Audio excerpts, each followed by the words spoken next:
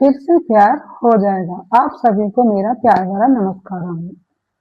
दुल्हन बनी स्नेहा के चेहरे पर बेचैनी, मन में डर और सोच रही थी कि क्या उन्होंने मुझे माफ किया होगा? क्या वह मुझसे नाराज होंगे? क्या होगा जब सागर कमरे में आएंगे? यह सोच सोचकर उसका दिल घबरा रहा था। डर के मारे पसीने पसीने हो रही थी। तभी दस्तक हुई। स्नेहा आवाज सुनकर सिमट सी गई।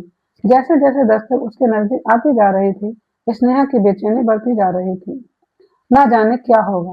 जब स्नेहा का दूल्हा सागर उसके पास आकर खड़ा हुआ, तो सागर ने उसका घूंघट एक झटके में ऊपर उठा दिया और स्नेहा के गाल पर जोरदार थप्पड़ जड़ दिया।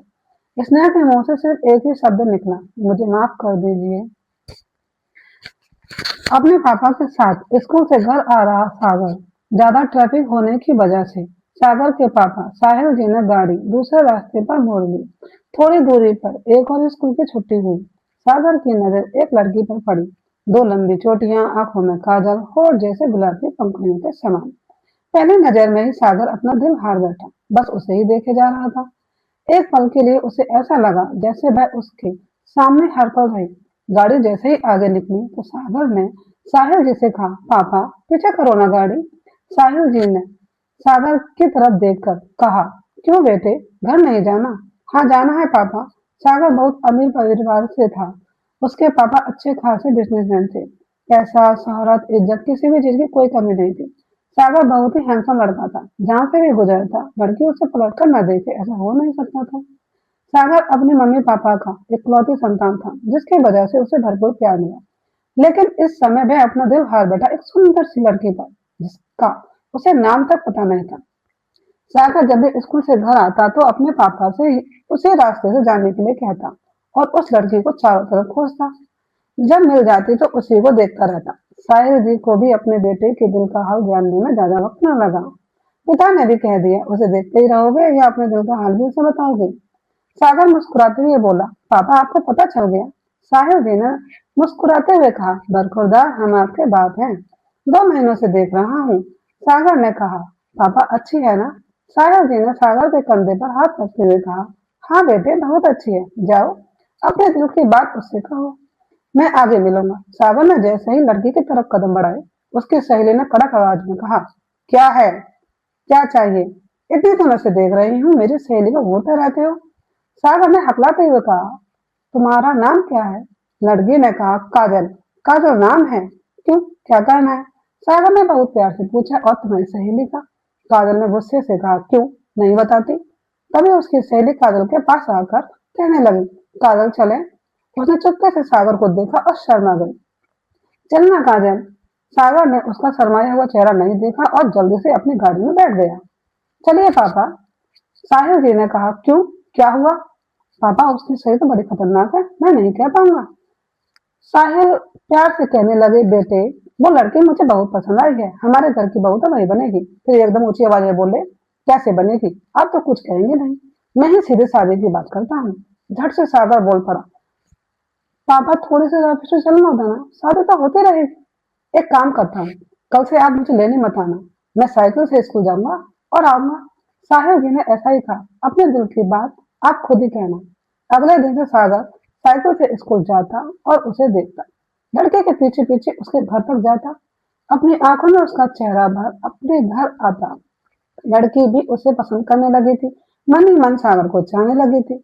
2-3 महीने सागर ने ऐसे ही निकाल दिए, पर वह अपने दिल का हाल उसे कह न पाया। फिर एक दिन स्नेहा ने काजल से कहा, काजल मैं उस लड़के को बहुत पसंद करती हूँ, पर मुझे अभी तो उसका नाम नहीं पता। क्या तुम मेरी बड़ी बहन की शादी पर उन्हें बुलाकर ले आएगी? काजल ने उसे छेड़ते हुए कहा, तेरे दिल का हाल भी उसे बता दूं? वैसे उसका नाम सागर है मेरी जान।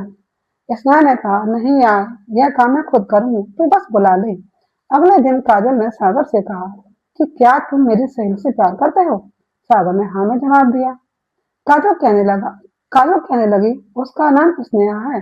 3 दिन बाद उसकी बड़ी बहन की शादी है।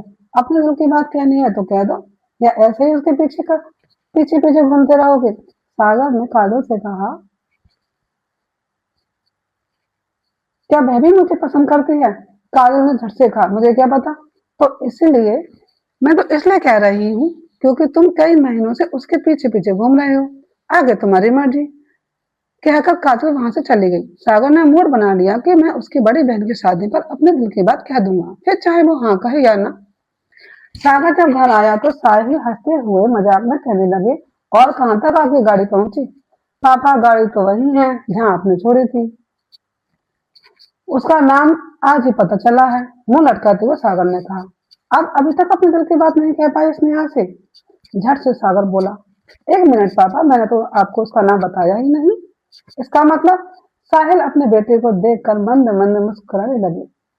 अपने पिता को मुस्कुराता देख सागर साहिल के गले लगकर हंसते हुए कहने लगा, प्लीज पापा बताइए ना उसके बारे में। नहीं, मैं नहीं बताऊंगा, साहिल अपने बेटे को छेड़ते हुए बोले। सागर भी कम नहीं था, साहिल के गोद में बैठकर उसे उन्हें गुलगुली करने लगा। अच्छा अच्छा बताता हूँ, हंसते हुए पिता ने कहा। हंसी खिलखिला की आवाज सुनकर सागर की माँ नीलुमा जी आई। क्या बात है पापा, बेटे बहुत मस्ती कर रहे हैं। आइए आपको भी बताता हूँ कि सागर ने एक लड़की को पसंद किया है, लेकिन जनाब अभी तक अपने दिल की बात उनसे कह नहीं पाई। देख लीजिए, आपने ऐसे बेटे को जन्म दिया है। नीलुमा जी साहिल को देखकर अपनी आईब्रो ऊपर करके कहती है, सिर्फ मैंने? साहिल हंसते हुए कहते हैं, हाँ हाँ, मैं भी भागीदार हूँ। पापा बताइए ना, सागर ने पिता से कहा। ओके बेटा, बताता हूँ। आप भी सुन लीजिए, फिर आप बताना कि आपका क्या जवाब है। वैसे लड़की मुझे बहुत पसंद है, साहिल जी ने नीलुमा जी से कहा। साहिल अपने फोन में फोटो दिखाते हुए बोले, ये स्नेहा है, गरीब परिवार से है, घर में 3 बच्चे हैं, सबसे बड़ी बेटी, फिर बेटा, उसके बाद स्नेहा है। स्नेहा के पिता मजदूरी करके अपना घर चलाते हैं। कुछ दिन बाद स्नेहा की बड़ी बहन की शादी है। स्नेहा शांत स्वभाव की है, 11वीं क्लास में पढ़ती है। पापा, आपने इतनी जानकारी ले भी ली? सागर ने अपने पापा के गले लगते हुए कहा और साथ में उसे किस भी किया। साहिल नीलुमा के कंधे पर हाथ रखते हुए बोले, अब आप बताएं, आपको स्नेहा कैसी लगी? बहुत सुंदर है, आप दोनों की पसंद मेरी पसंद, नीलुमा जी ने खुश होकर अपने पति से कहा। तीनों बेहद खुश हुए। साहिल ने हंसते हुए प्यार से सागर से कहा, बेटे जल्दी से अपने प्यार का इजहार करो और उन्हें अपनी दुल्हन बनाकर ले आओ। पापा, उसकी बड़ी बहन की शादी है, मैं जाकर अपने दिल की बात उनसे कह दूं? क्यों नहीं बेटे, जरूर कहिए। सागर वहां जाने के लिए तैयार होकर निकला। उधर स्नेहा फूलों से सजी सागर का बेसब्री से इंतजार कर रही थी। शादी में एक और लड़का स्नेहा को परेशान करने लगा। कभी उसका दुपट्टा खींचता तो कभी उसके कान में कुछ कह जाता, तो कभी उसके हाथों को छू जाता। इन सब हरकतों से स्नेहा परेशान हो गई। उसने काजल को बताया तो काजल ने कहा, लगा उसको एक गाल पर। हाँ, ऐसा ही करूंगी, स्नेहा भड़कती हुई बोली। जब सागर आया तो स्नेहा को देखकर एकदम उस पर मोहित हो गया। कुछ पल के लिए उसमें खो सा गया। फूलों से सजी स्नेहा बहुत सुंदर लग रही थी और सागर ने उसकी कुछ फोटो भी खींच ली। मन ही मन सोचने लगा थी, आज तो अपने दिल की बात स्नेहा से क्या कर ही रहूंगा।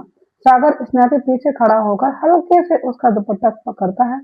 तभी स्नेहा बिन देखे बिना सोचे समझे पलट कर एक जोरदार थप्पड़ जड़ देती है। थप्पड़ मारने के बाद जब उसने सागर को देखा, मानो उसके पैरों तले किसी ने जमीन खींच ली हो। क्या होगा आगे कहानी में? क्या सागर और स्नेहा मिल पाएंगे? जानने के लिए सुनिए फिर से प्यार हो जाएगा। तो फ्रेंड, आपको ये कहानी कैसी लगी? कमेंट करके जरूर बताएं। अगर आपको ये कहानी पसंद आई है तो लाइक करें, दोस्तों के साथ शेयर करें।